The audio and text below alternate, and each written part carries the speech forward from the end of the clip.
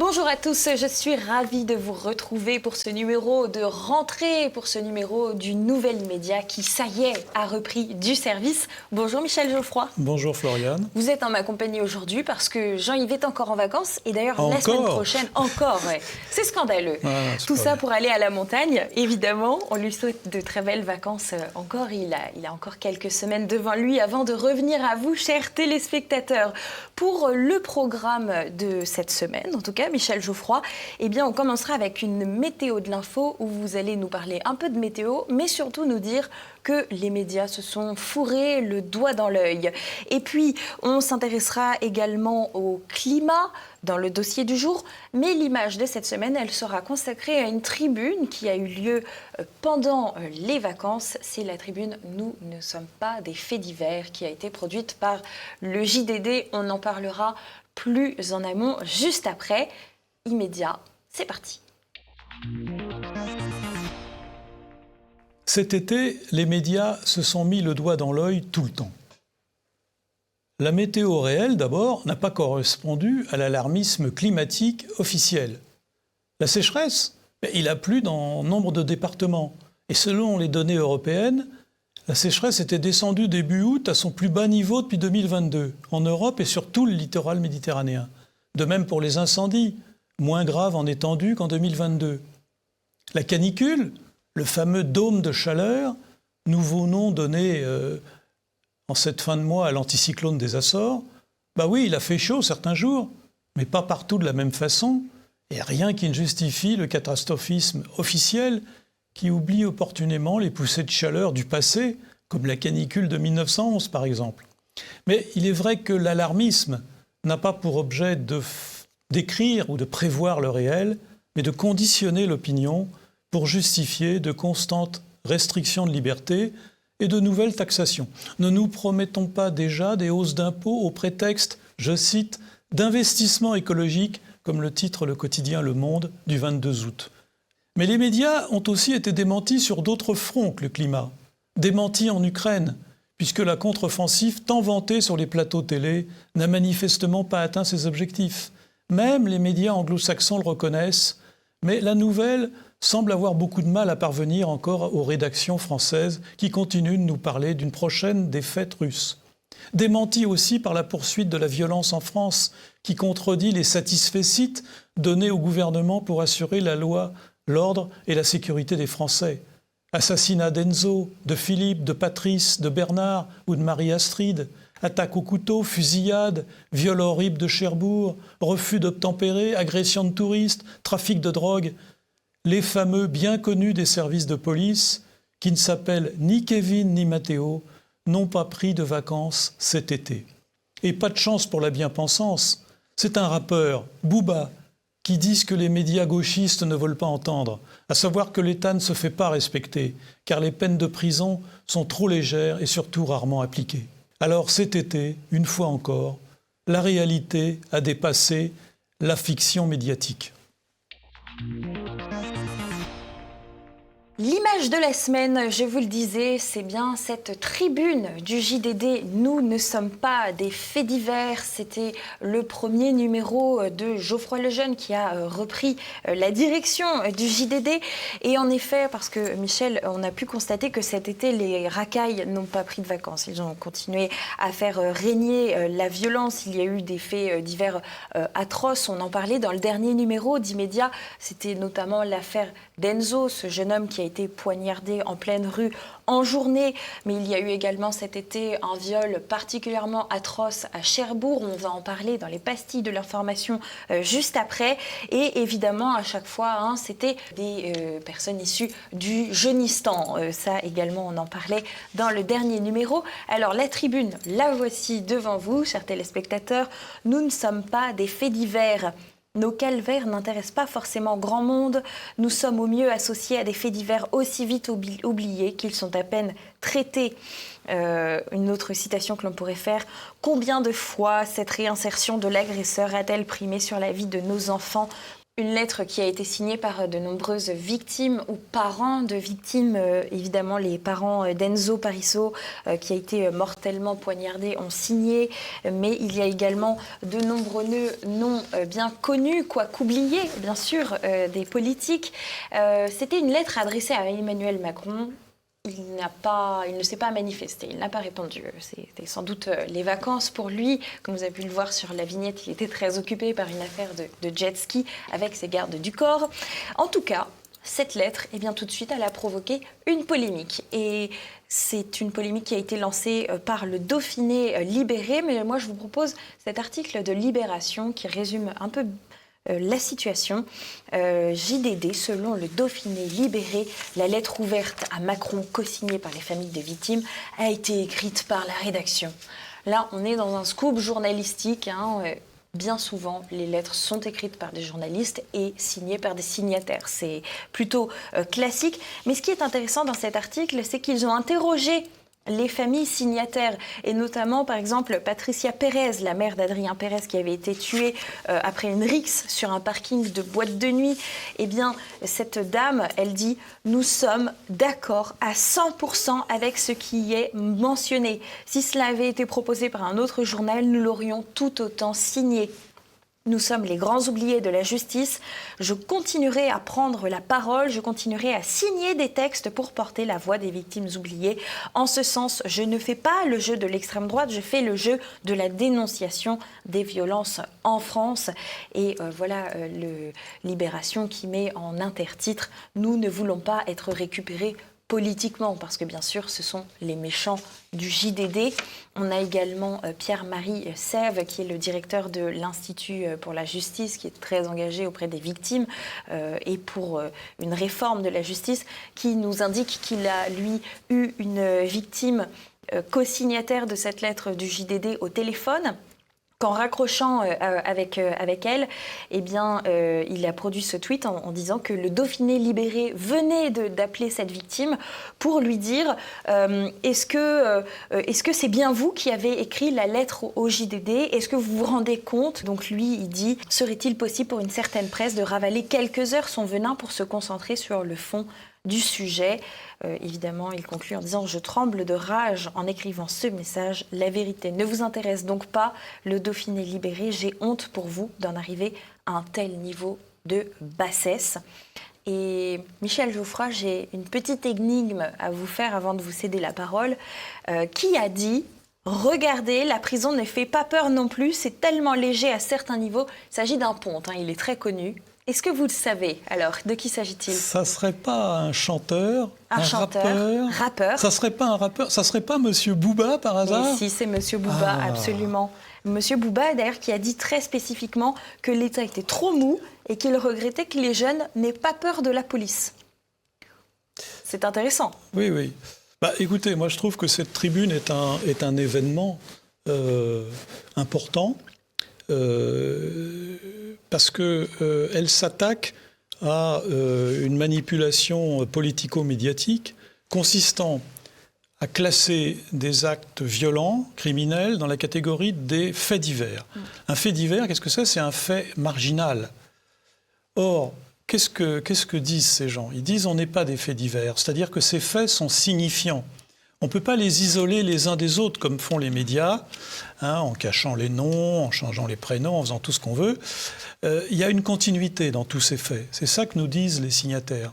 Et la continuité, on la voit bien, c'est d'abord l'extravagant laxisme public en France à l'égard de la délinquance. Parce que tous ces gens, comme ils disent, nos bourreaux appartiennent aux auraient dû. C'est-à-dire les auraient dû, ce qu'ils appellent les auraient dû, c'est ceux qui auraient dû être surveillés, c'est ceux qui auraient dû être internés et qui ne l'ont pas été. Donc c'est ça qu'on voit déjà, c'est-à-dire que tous ces faits, je ne parle même, on sait bien que combien de fois on cite le fait que ce sont des gens qui ont été bien connus des services de police, combien de fois on cite qu'il s'agit de gens qui se sont vus infliger des obligations de quitter le territoire français et, curieusement, ils sont toujours en France, n'est-ce pas? Bon, donc ça, c'est le premier point que disent les gens. Deuxièmement, il faut dire ce qui est. Contrairement à ce que dit M. Darmanin, la grande majorité des auteurs de ces faits ne sont pas des Kevin ni des Matteo. Hein. Et troisièmement, qu'est-ce qu'on voit dans les signataires? Et qui est victime de ça? C'est la France d'en bas. Donc ça n'intéresse pas le pouvoir. D'ailleurs, comme vous l'avez remarqué, on ne peut pas dire que les autorités politiques se soient particulièrement manifestées et manifester leur soutien à ces victimes. Donc ça, c'est très caractéristique. Et donc, évidemment, on a essayé de manipuler les gens, de leur faire dire « Ah mais attendez, c'est pas ce que vous voulez penser, c'est pas ce que vous vouliez dire, on vous a manipulé ». Toujours les mêmes choses. Au lieu de s'intéresser au fond, c'est un appel quand même grave. Hein, c'est pas courant en France qu'il y ait ce genre d'appel. Hein.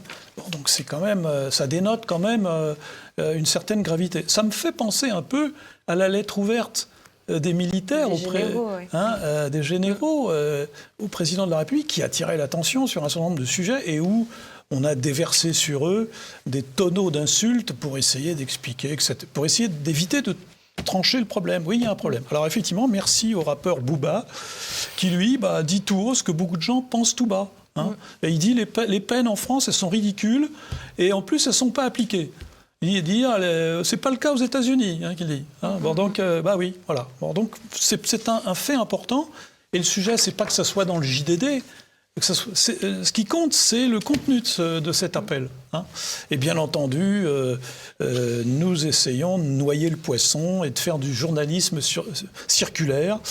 Oui, c'est ridicule, mais c'est un événement à marquer quand même d'une pierre blanche. Absolument. Chers téléspectateurs, désormais, place au dossier du jour. Le dossier du jour, il parle du climat. On en parlait déjà lors du précédent numéro, juste avant les petits congés d'été. Et Jean-Yves Le Gallou avait utilisé le terme pour parler du dôme de chaleur. Il avait dit qu'il s'agissait d'un dôme de trouille en réalité. Eh bien, en août, figurez-vous que ça n'a pas loupé. Les médias ont continué leur alerte climatique, leur alarmisme même, pourrait-on dire. Et je vous propose de commencer, par exemple, avec cet article de BFM TV. Il existe 50% de chances que 2023 soit l'année la plus chaude jamais enregistrée. Bon, déjà, on passe sur les statistiques un peu douteuses de BFM TV, mais ce que je vous propose de regarder plus précisément, c'est l'illustration qui accompagne cet article.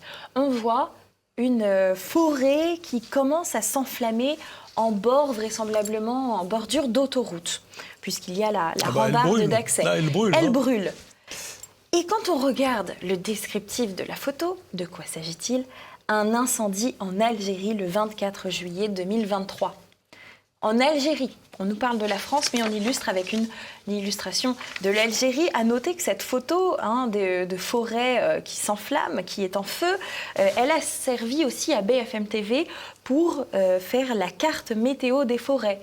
Donc, sous-entendu, la carte météo des forêts qui brûlent. On verra qu'il n'y a pas eu tant d'incendies que cela en France, cette année du moins. BFM TV encore, canicule, ce que réserve cette semaine annoncée comme la plus chaude de l'été. Ça, c'était le 14 août dernier. Le Monde, une canicule tardive s'installe en France, symptôme du réchauffement climatique. Ça, c'était le 18 août. La météo du mardi 22 août, la canicule s'installe jusqu'à 43 degrés par endroit. Ça, c'est le Figaro avec la chaîne météo. Le Figaro encore, comment les vagues de chaleur progressent en France depuis 20 ans. Journée caniculaire, nuit tropicale ou encore température maximale, l'évolution du réchauffement climatique sur le territoire depuis l'an 2000. La France écrasée de chaleur, vigilance rouge en vallée du Rhône, avec ce terme qui va nous intéresser par la suite. Le Rhône et la Haute-Loire doivent basculer mardi à la mi-journée dans le rouge. Basculer dans le rouge. Canicule, des pics à 50 degrés en France. Est-ce possible dans les prochaines années? Ça, c'est l'Express, bien sûr, qui aime bien faire des hypothèses de la sorte. Est-ce possible? Parce que de plus en plus de pays, vous vous rendez compte, franchissent la barre symbolique et catastrophique, nous dit le journaliste, des 50 degrés. Et cette année, le Maroc a battu son record national, a priori à Agadir, 50,4 degrés. Parce qu'on s'intéresse aux virgules pour battre les records. On a Le Monde encore, canicule, 15 départements basculent en vigilance rouge. On a La Dépêche, 4 départements basculent en vigilance rouge. Le journal de l'Union, 4 départements basculent. Le Soir, 4 départements basculent en vigilance rouge. BFM TV, Rousseau, il y a une probabilité que plusieurs départements basculent en vigilance rouge demain. Christophe Béchu, 4 départements basculent en vigilance rouge. Alors vous l'avez compris, Michel Geoffroy ainsi que nos téléspectateurs, ce terme bascule est intéressant. Qu'est-ce que ça veut dire bascule quand on s'intéresse à la définition qui est proposée par le dictionnaire Le Robert sur Internet? Eh bien, basculer, c'est passer brusquement d'une position à une autre. En quelque sorte, on pourrait dire basculer du côté obscur de la force. Alors, aussi. simplement, le mot bascule, ça veut dire que ça va dans les deux sens. En général, absolument. On va dans un sens et on revient dans un autre sens. Mais on rebascule jamais en alerte verte, d'habitude. C'est un détail. Les détails sont toujours très importants, Michel. Libération nous indique aussi qu'est-ce que ça veut dire, en fait, ce niveau de vigilance rouge en canicule. Qu'est-ce que ça veut dire? En effet, c'est très important de le savoir. Eh bien, la vigilance rouge, figurez-vous, cela permet au préfet des départements de pouvoir interdire ou limiter l'ampleur de certains événements comme des manifestations sportives, par exemple, ou des festivals. Ça, c'est l'exemple de Libération. Mais ça permet aussi d'annuler des sorties ou des activités sportives et de fermer des locaux si la température est trop élevée, jugée trop élevée à l'intérieur. Les conseils entre la vigilance rouge et la vigilance orange ne changent pas. Simplement, eh bien, on nous indique que ce sont les mêmes pour les sujets en bonne santé. C'est-à-dire qu'en vigilance orange, ce sont des conseils pour les personnes fragiles. Et en vigilance rouge, même les personnes en parfaite santé doivent surtout se protéger de la déshydratation et de l'insolation. Et ça aussi, c'est un changement de paradigme. Et puis, pour conclure cette revue de presse des vacances d'août sur le climat, eh bien, on a France Info qui nous indique tout de même, et ça, c'est un peu contradictoire, vous allez le voir, que la sécheresse est à son plus bas niveau en Europe depuis début 2022, malgré les alertes que l'on avait pu voir en milieu d'année. Je crois qu'en mars, on nous alertait sur le taux de sécheresse des départements en France. Et bien là, on dit que la sécheresse des sols concerne seulement 28% du territoire européen. Et dans la suite de l'article, on nous indique que c'est un chiffre assez bas finalement pour la période. Évidemment, on est sur France Info. Qu'est-ce que c'est que l'illustration d'une sécheresse à bas niveau? Eh bien, c'est un lac desséché, naturellement. Michel, je vous cède la parole parce qu'il y a beaucoup de choses à dire sur ce climatisme médiatique. Je dirais d'abord, il ne s'agit pas de nier les évolutions climatiques, il ne s'agit pas de nier du fait qu'effectivement, il a pu faire chaud dans certains endroits. Il s'agit de décrypter le langage médiatique qui est utilisé pour créer, je dirais, une espèce d'exagération permanente sur le sujet. Un alarmisme permanent, comme on dit. Un alarmisme qui n'est pas neutre, comme vous l'avez montré, puisque derrière, il y a des mesures coercitives à la clé. Bon. Donc, alors il y a plusieurs techniques médiatiques. Il y a la première technique, on l'a vu, c'est la généralisation abusive. La France est écrasée de chaleur. La France, bon, non, c'est pas la France. Il y a des endroits où il a fait plus chaud qu'ailleurs. Bon. Et des endroits plus froids aussi. Oui, enfin bon, d'accord. Mais moi, j'étais dans le sud. Bon, il faisait chaud, mais enfin, bon, c'était pas non plus la catastrophe qu'on nous présente. Il y a une autre technique médiatique qui consiste, vous l'avez montré aussi, à mélanger un fait avec une prévision. La prévision étant catastrophique. Exemple, est-ce qu'il est possible qu'on ait de la température à 50 degrés en France? Là, c'est jamais qu'une hypothèse.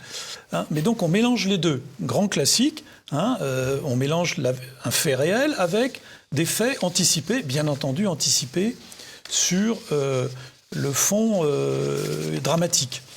Et puis, il y a la censure des faits qui ne vont pas complètement dans le sens de l'alarmisme officiel. Alors, vous avez montré le fait que, notamment les études européennes montrent que la sécheresse n'était pas aussi élevée qu'on a bien pu nous le dire cette année. Les incendies, puisque vous avez montré des photos d'incendies, on sait que jusqu'à présent, les incendies sont moins graves en surface brûlée en 2023 qu'en 2022. Bon, donc, si vous voulez, il y a des informations qui ne vont pas à l'encontre de l'alarmisme, qui sont en général passées sous silence ou marginalisées. Et puis, au contraire, on met toujours l'accent sur le même sens. Alors, cet été, d'ailleurs, on a eu droit à une invention tout à fait intéressante, qui est la distinction entre la météo et le climat. On nous explique que la météo, c'est du court terme, et donc on peut se tromper à court terme, tandis que la réflexion sur les climats, c'est du long terme, on peut avoir raison à long terme. Bon, admettons. Alors donc, mais comment c'est mis en œuvre ? Eh bien, c'est mis en œuvre que s'il y a une météo qui est un peu catastrophique, on dit « Ah là là, voyez bien », c'est bien la preuve qu'il y a le réchauffement climatique, que le dérèglement climatique, d'ailleurs on ne dit pas réchauffement, on dit dérèglement, ça fait plus peur. Et puis quand les gens disent vous nous parlez de sécheresse, mais chez moi il a plu beaucoup. Ah non, mais là il ne faut surtout pas confondre météo et climat. Donc vous voyez, c'est un système qui permet de dire n'importe quoi, puisque on peut, en permanence, on change de registre quand ça vous arrange. Bon, donc c'est... dernier point, moi ce qui me frappe, c'est qu'on a l'impression qu'on ne peut pas vivre dans un pays où il fait chaud. Si, on boit, on essaie de marcher à l'ombre. Si on peut, on fait comme beaucoup de pays du Sud, on fait la sieste. Surtout en vacances, c'est possible. Et puis on va se baigner. En quoi c'est une catastrophe ? Je veux dire, c'est ça qui est... Alors, est-ce qu'on est plus mort dans les EHPAD cette année que d'habitude ? Pas sûr. Donc je veux dire, il y a cet aspect malsain. On a l'impression qu'on ne peut rien faire face au climat, sauf mettre en place des mesures coercitives effrayantes. Si, on peut s'adapter. Le corps humain est adapté. Il peut s'adapter. Il y a des tas de pays, des tas de peuples qui sont adaptés à des climats différents. Donc si vous voulez, là aussi, le reproche qu'on peut faire aux médias, c'est qu'on en reste à l'événementiel catastrophique, présenté d'une façon catastrophique, et on n'essaie pas de prendre un peu de recul. Les médias ne prennent jamais de recul. Mais Libération vous dirait même que vous êtes un peu sexiste, Michel Geoffroy, mais parce ça, c'est mauvais. Ils ont produit un article au titre assez fabuleux, je dois dire, sur mortalité des femmes lors des canicules, des politiques de prévention encore à la traîne. Donc là, on a vraiment du féminisme, dans la prévention. C'est de l'idéologie, c'est pas de l'information, c'est de l'idéologie. C'est Libération, c'est normal. Place désormais aux pastilles de l'information. Contrairement à nos habitudes, je vous propose cette fois-ci de commencer par le coup de chapeau. Après tout, ce n'est que justice, il a été bien trop absent de nos précédentes éditions. Et là, cette fois-ci, évidemment, c'est un coup de chapeau au JDD, puisque c'est la mauvaise nouvelle médiatique pour les médias mainstream, du moins. La grève du JDD est finie. Geoffroy Lejeune est arrivé à la direction du JDD. Le premier JDD est sorti en temps et en heure, contrairement aux prévisions, là encore, catastrophiques des médias. Et justement, Libération s'était intéressée à la préparation de ce numéro du JDD qui était prévu dans les kiosques pour dimanche. Et il titre « Un JDD Bolloré en préparation pour une sortie en kiosque ».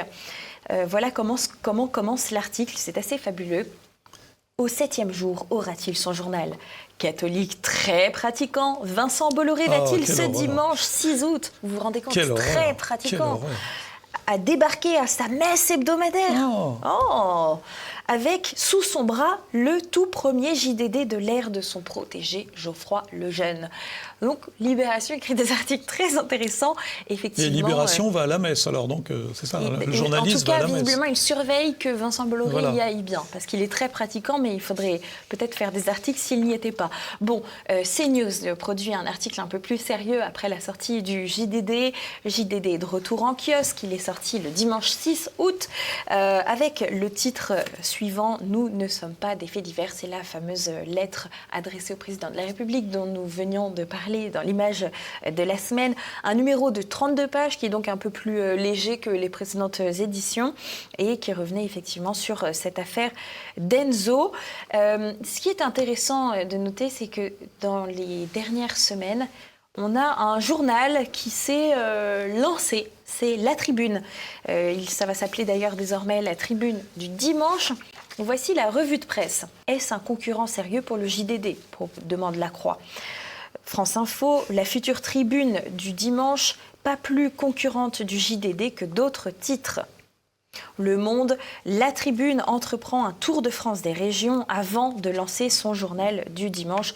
Alors c'est une annonce, il est annoncé pour le 8 octobre, La Tribune du dimanche.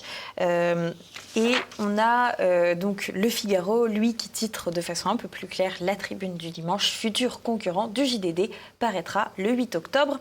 Qui est à la tête de ce projet ? On a le patron du groupe CMA CGM, un oligarque, il s'agit de Rodolphe Saadé, qui est sur l'illustration du Figaro. On a également Jean-Christophe Tortora, qui sera le président de La Tribune, au centre de l'image. Et à droite, pour piloter le journal papier, ce sera Bruno Jeudi, un hebdomadaire qui se veut sans couleur politique, nous annonce-t-on. Ce qui est original avec les médias, puisque qu'ils le veuillent ou non, ils ont toujours des intérêts, notamment quand ils sont dirigés par des oligarques. Mais passons. Et ce projet donc date de plusieurs mois, nous apprend cet article du Figaro encore.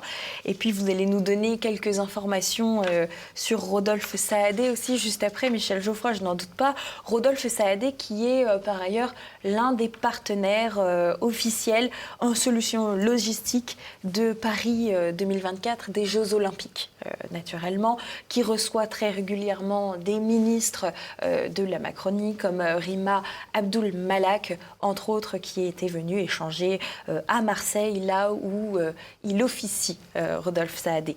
Un peu plus d'informations peut-être sur ce personnage qui s'intéresse depuis peu aux médias et qui en a racheté pas mal. Oui, dans cette affaire, moi, ce que j'aime beaucoup, alors, on voit bien que la grève a échoué, on voit bien que, d'une certaine façon, donc, l'arrivée de Geoffroy Lejeune au JDD, c'est une bonne nouvelle dans le paysage médiatique parce que ça fait de la diversité. Donc, c'est aussi une bonne nouvelle que la Tribune essaie aussi de se positionner sur le créneau. Je veux dire, on a intérêt à avoir une diversité médiatique, surtout qu'ils nous expliquent qu'ils vont être sans couleur politique. C'est quand même merveilleux.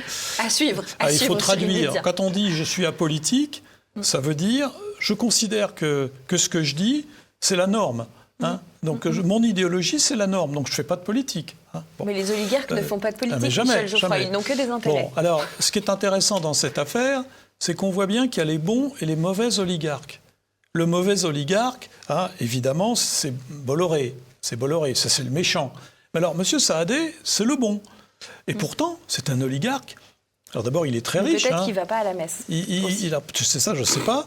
Mais il est classé, il a 40 milliards. Forbes le classe cette année à une fortune de 40 milliards. Bon, 41 milliards même. Il faut quand même rappeler que ce monsieur cumule les titres de presse, la Tribune, qui était en difficulté financière et qu'il a contribué à relancer, la Provence, Corse Matin. Il est au capital de M6, il est au capital de Brut, il est sur les rangs, il s'intéresse aussi à BFM. Bon, donc je veux dire, c'est manifestement un oligarque de presse. Mais là, c'est un bon oligarque. On trouve ça très bien. C'est quand même merveilleux. Il est armateur d'ailleurs. Ah bah oui, bien sûr. La CGA majoritaire. CGM, c'est effectivement une très grande entreprise qui d'ailleurs dont les résultats sont en flèche en permanence.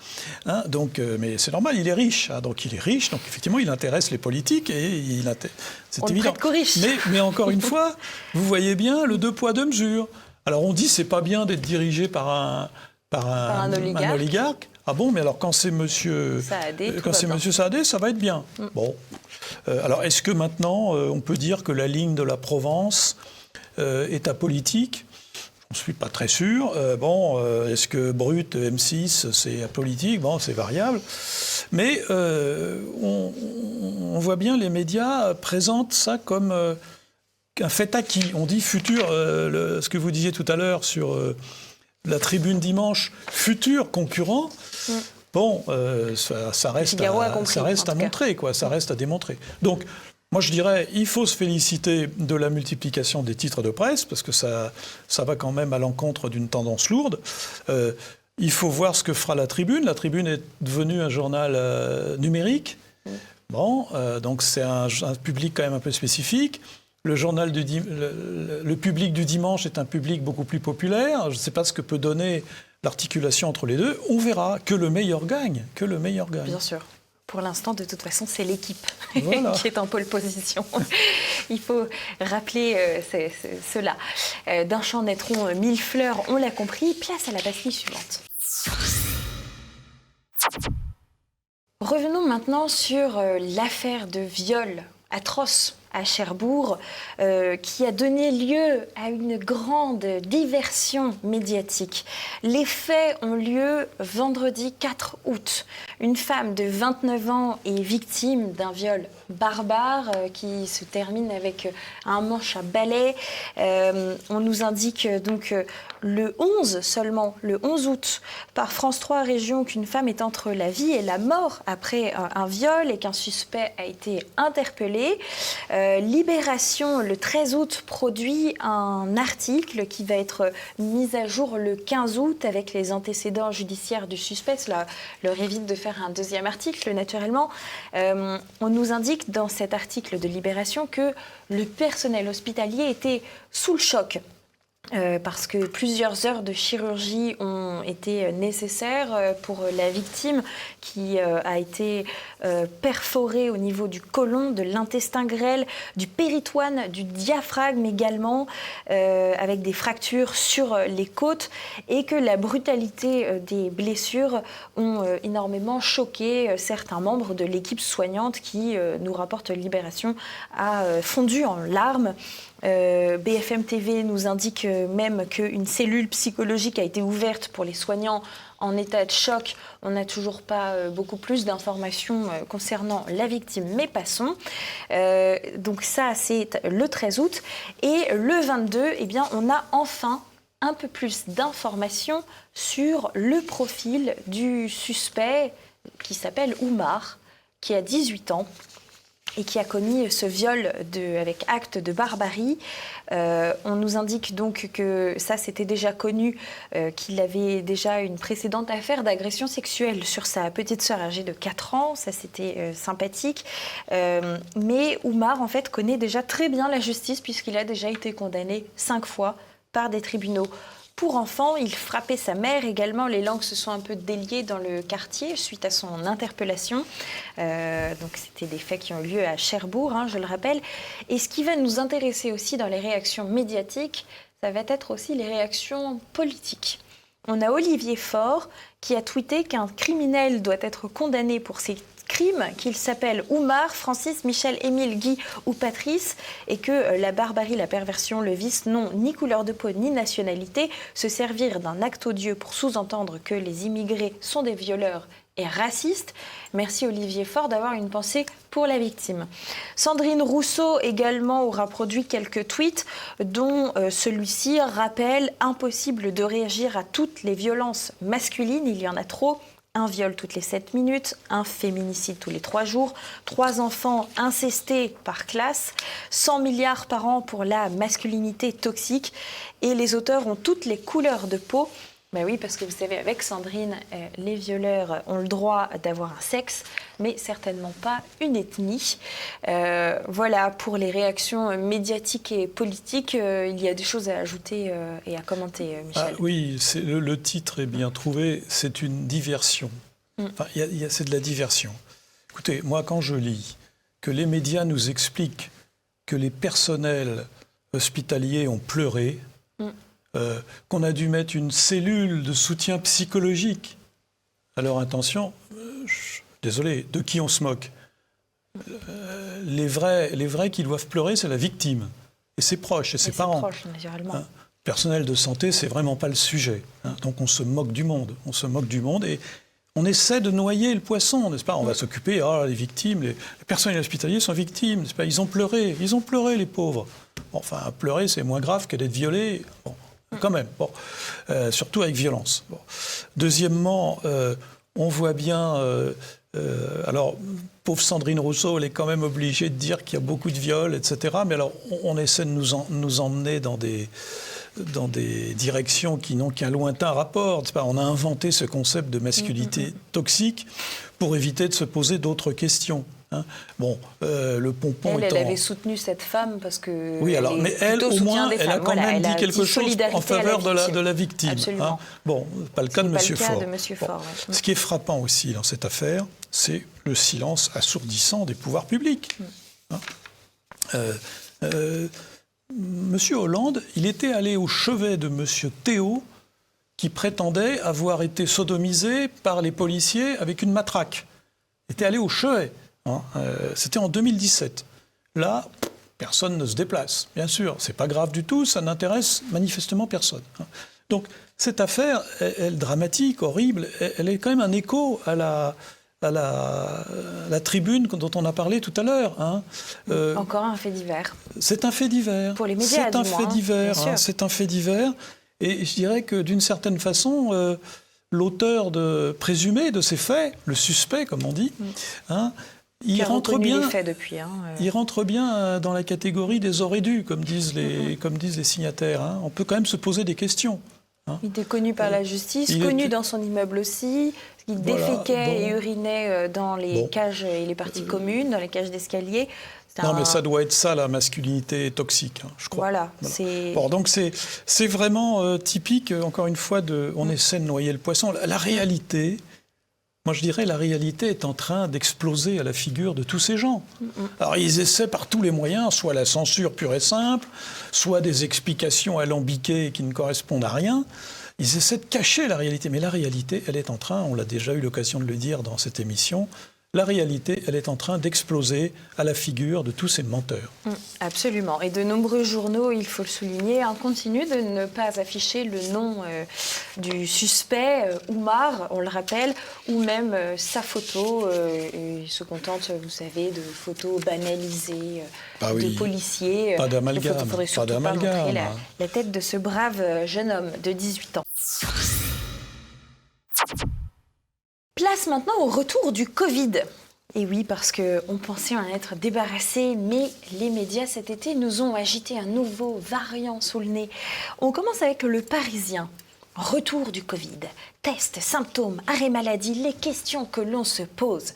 Combien de temps suis-je contagieux? D'où vient le nouveau variant? Les autotests sont-ils fiables? Alors que les contaminations au coronavirus repartent à la hausse, 3 experts nous répondent. On a des experts les experts, magnifiques. Les voilà de retour. Les experts du Parisien, les experts Miami. Il y a beaucoup d'experts dans cette société. Alors, en sous-titre de l'illustration de ce brave monsieur qui se balade dans la rue avec, ou une dame d'ailleurs, je ne sais pas trop, avec un masque sur la tête naturellement, on nous stipule que l'isolement n'est plus obligatoire en cas de Covid, mais mieux vaut éviter de côtoyer les foules, d'embrasser ses collègues ou de parler sans masque à ses grands-parents. C'est encore les grands-parents qu'on frappé. C'est ça, c'est le retour de papy et mamie qui doivent rester dans la cuisine. Papy et mamie. Et ça, c'est un conseil du professeur Yazdan Pana, un ponte, bien sûr, qu'on connaît tous. Et voilà, pour l'article du Parisien, on a également la dépêche Covid-19 quand on a un petit symptôme. Porter le masque, c'est vital. Et ça, qui affirme cela? C'est le nouveau ministre de la Santé, Aurélien Rousseau. Absolument, c'est vital. Chers téléspectateurs, n'oubliez pas cela. On pensait que c'était fini, comment le Covid rattrape les Français en plein cœur de l'été. Ça, c'est l'Express qui titre toujours de façon grandiloquente. Il faut savoir tout de même qu'aux États-Unis, il y a des studios de cinéma, notamment celui de Lionsgate, qui a exigé le retour du masque pour tous les employés jusqu'à nouvel ordre. Et ça, c'est très intéressant parce que ce qui se passe aux États-Unis nous pend au nez ensuite en France. Eh oui. Un article de Fox News. Là, je crois que c'est... Bon, tout ça, c'est anecdotique. Mais en même temps, on sent bien qu'il y a quelque chose. Il y a quelque chose qui est derrière. Il y a l'Union européenne repart sur les achats de vaccins. Campagne de vaccination. La vaccination, le ministre de la Santé a dit que la vaccination était une priorité. Le nouveau conseil scientifique, qui s'appelle le COVARS, a déclaré la vaccination, c'est important. Donc on voit bien qu'il y a quelque chose derrière qui est en train de se tramer. Bon.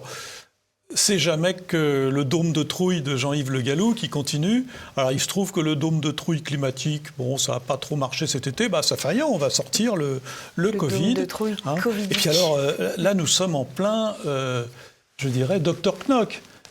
Est-ce que je suis contagieux Est-ce que vraiment les autotests sont fiables je veux dire... En fait, pour le savoir, il faut lire la presse. Je suis contagieux, je veux dire, ça dépend. On est contagieux quand on dans regarde cette logique, BFM. c'est exactement comme la classification rouge qu'on évoquait tout à l'heure, où même si vous n'avez pas de maladie, vous êtes quand même susceptible d'être victime de la chaleur.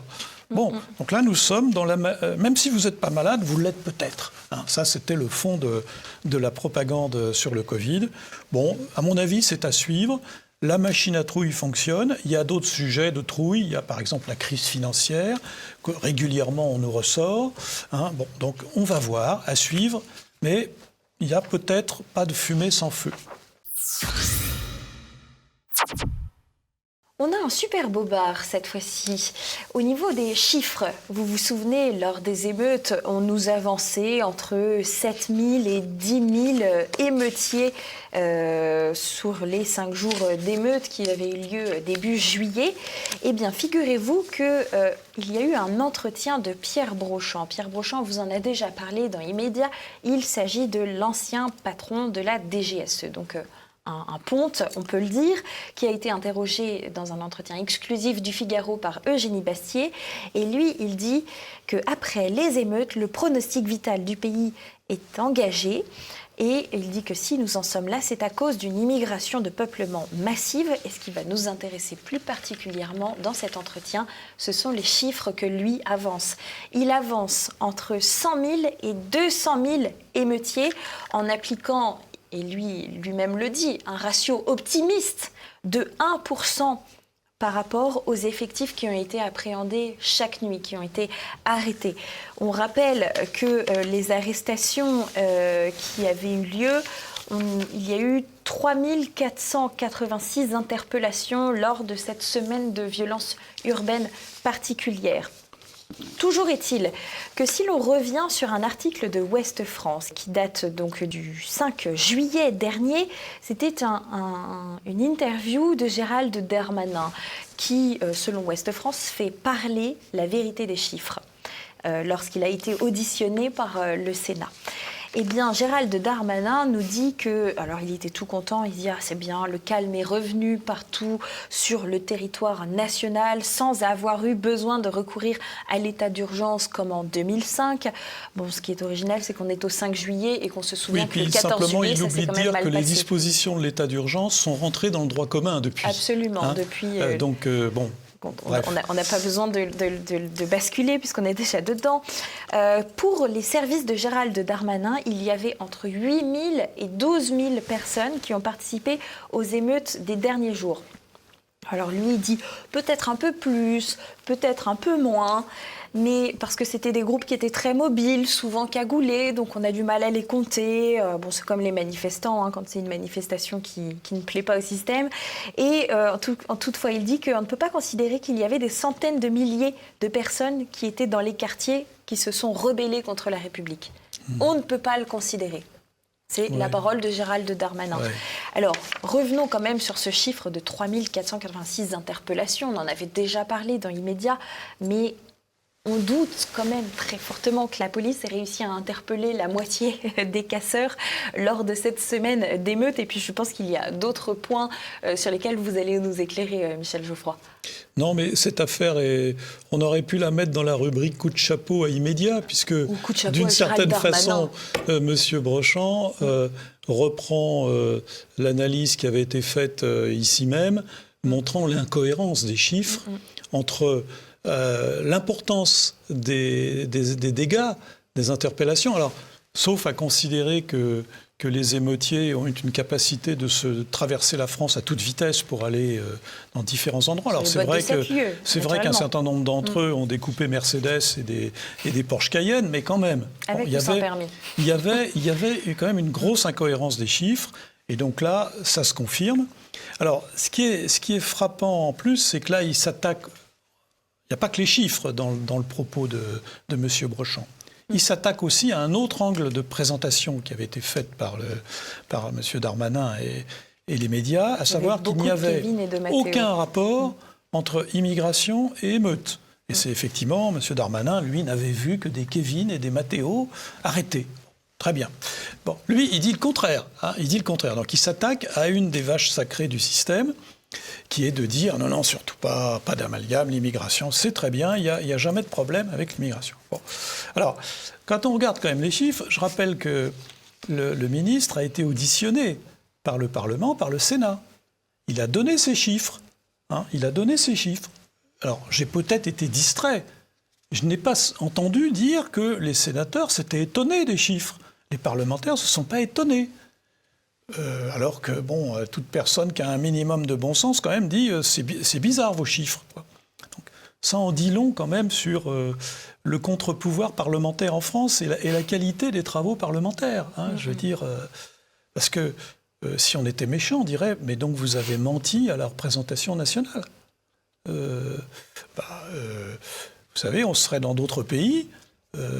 Notamment les pays anglo-saxons qui passionnent tellement les médias, mentir devant une commission du Congrès, je ne parle même pas du Sénat américain, ou du Parlement britannique, ça va très loin, ça va très vite, très loin. Bon, là, on peut dire, il a dit des choses, ça fait rien. Et puis, l'ordre règne en France, le calme est revenu.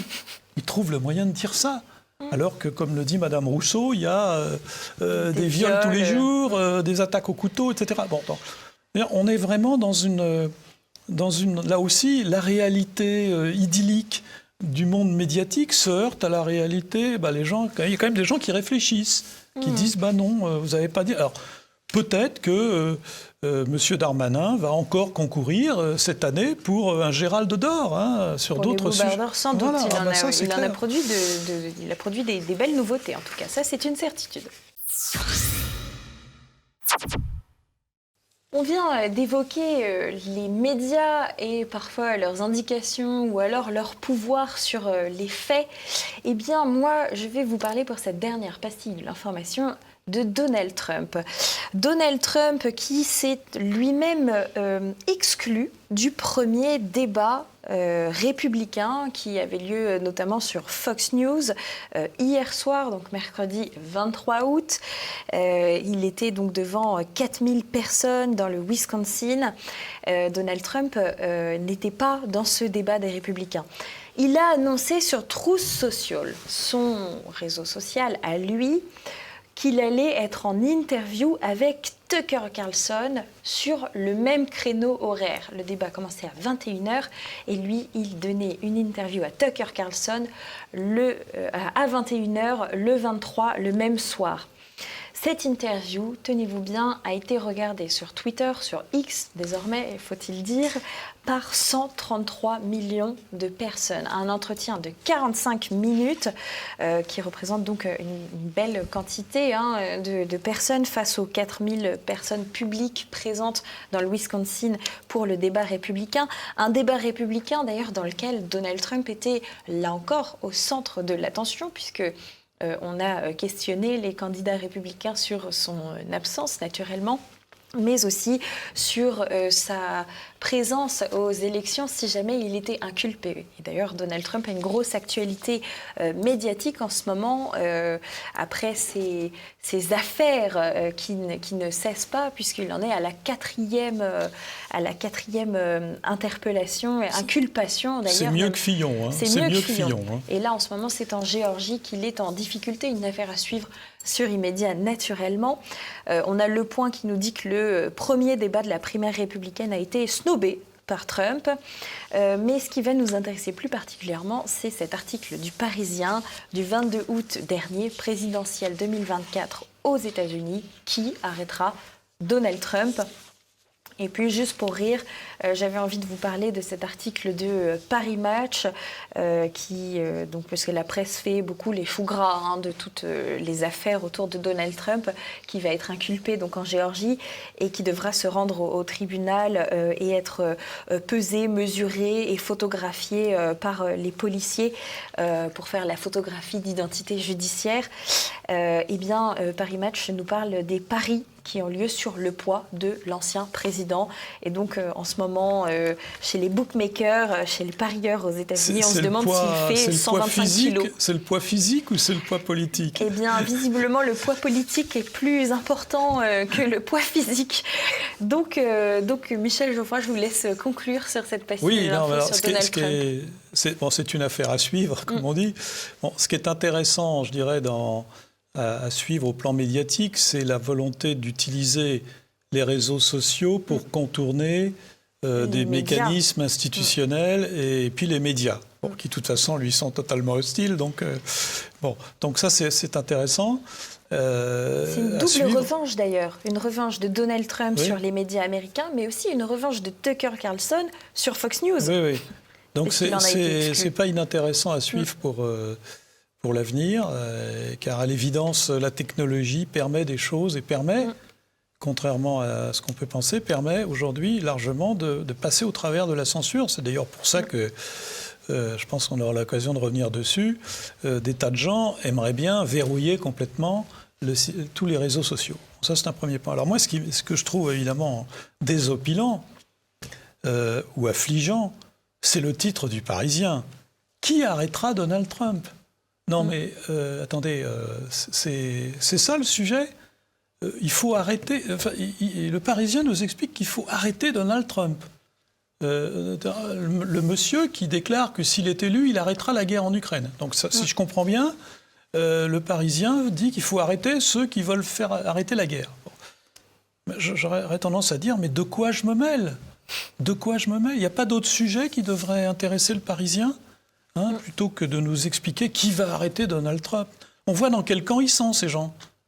Ils ont toute la presse, d'ailleurs française, on a déjà eu l'occasion de le dire, et dans une posture complètement paradoxale. Elle était tout à fait anti-Trump, tout en étant complètement asservie au narratif américain et aux médias américains. Donc ça, c'est frappant. En plus, c'est vrai que c'est intéressant, les présidentielles de 2000, mais c'est quand même pas non plus... on n'est pas américain, il faudrait aussi le rappeler aux Parisiens. Les lecteurs du Parisien ne votent pas aux élections présidentielles américaines. Non. En général, on peut penser. Bon. Une affaire à suivre, en tout cas, sur Immédiat. Et voilà, c'est déjà la fin de ce numéro, un numéro de rentrée riche, comme vous avez pu le voir. Merci beaucoup, Michel Geoffroy, d'avoir été à nos côtés. On vous retrouve la semaine prochaine, naturellement. Ça n'est pas impossible. Il me semble. La semaine prochaine, on se retrouvera la semaine prochaine. Ça y est, Immédiat est reparti sur des chapeaux de roue. On ne se quitte pas sans parler du portrait piquant. Le portrait piquant qui sera consacré à Samuel Gontier, qui est journaliste sur Télérama, notamment chroniqueur de Ma vie au poste. Vous allez en savoir plus tout de suite grâce à Claude Cholet en partenariat avec le Gym. Merci à tous de nous avoir suivis. Je vous le rappelle avant d'oublier, cliquez sur le pouce en l'air s'il vous plaît pour soutenir l'algorithme de cette émission. Et puis n'hésitez pas à nous laisser un commentaire et à partager cette émission si ce n'est pas déjà fait. Je vous dis à la semaine prochaine. À très vite sur TV Liberté. Bignol. Vous avez dit Bignol, mon cher cousin ? Bignol viendrait de bigner. Regardez, aujourd'hui, nous parlons d'une bignole pour Bobo. Le journaliste de Télérama, Samuel Gontier, enfermé devant sa télévision. Comme prévisible, c'est un exercice qui rend fou. Samuel Gontier est diplômé de Sciences Po Grenoble et plus tard du Centre de formation des journalistes. Il commence son parcours chez Ouest France, puis à Bayard Presse et en 1995 à Libération. Il entre, la même année, chez Télérama, un concentré du christianisme de gauche, vendu depuis au groupe Le Monde. Il en devient chroniqueur en 2011. Dans Ma vie au poste, sa chronique de télévision, ses analyses partisanes désignent le coupable tout désigné, le mâle blanc, quinquagénaire, à l'inverse du jeune métissé ou racisé, victime de toutes les oppressions. On imagine ces affres devant les récentes émeutes des banlieues de l'immigration. Obsédés par l'islam et les musulmans. Ces articles suivent toujours le même schéma. L'auteur égrène les citations et les agrémente de saillies visant à souligner le racisme, l'islamophobie, les idées rances et nauséabondes. En 2019, BFM TV et Marc-Olivier Fogiel portent plainte pour diffamation après son tweet où il expliquait que la chaîne était devenue raciste et islamophobe. Sick. Dans un tweet de novembre 2019, il épingle Riss, un des survivants de la tuerie de Charlie Hebdo. Je cite, « Pour Riss, les musulmans sont des nazis.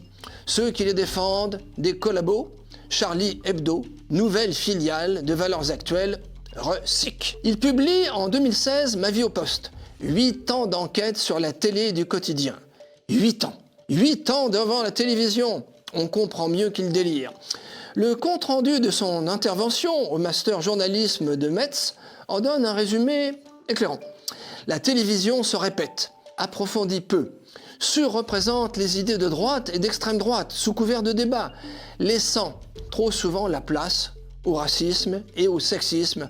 Fin de citation. Laissons le mot de la fin au criminologue Xavier Rauffer sur Boulevard Voltaire le 6 novembre 2019. Je cite, « Tous les jours ou presque, Samuel tient un blog nommé Ma vie au poste. 11 ans à commenter des commentaires. En quel honneur tranche-t-il de tout et à tout propos? Rien, à vrai dire, ne l'explique. La longévité un peu statique de Samuel Gontier, rappelant cet apatride qui un jour échoua au terminal 1 de Roissy pour y végéter depuis lors. Samuel Gontier ressuscite le Agnan de Sampé et Goscinny. Agnan, celui qui dénonce ses camarades et se réjouit des punitions des autres élèves. Pauvre rédaction de Télérama, affligée d'une semblable bignole. Amen.